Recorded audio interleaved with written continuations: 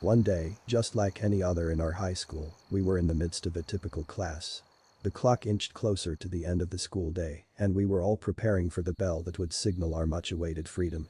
That's when it happened. A chilling announcement over the school's loudspeakers shattered the mundane routine. The voice on the intercom urged every teacher to initiate a lockdown.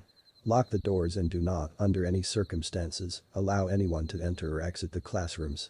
We exchanged puzzled glances, uncertain of the cause for such a dramatic shift in our daily proceedings. Panic began to simmer in the classroom as our teacher swiftly moved to secure the door, her hands trembling. We knew this wasn't a drill, something was seriously wrong.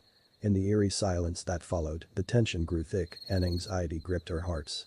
Then came the noises, shouts, screams, and the ominous pounding of footsteps echoing through the hallway. It was the sound of someone running amok, frantically attempting to enter each locked room. Our hearts raced, and fear painted our faces with a pallor of dread.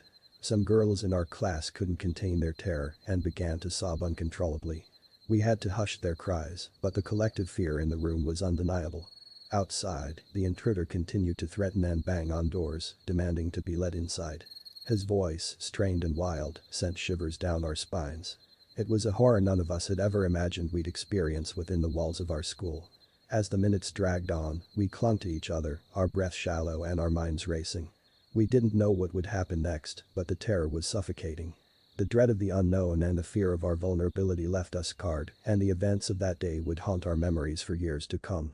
But the worst was yet to come, as we would soon discover the terrifying truth.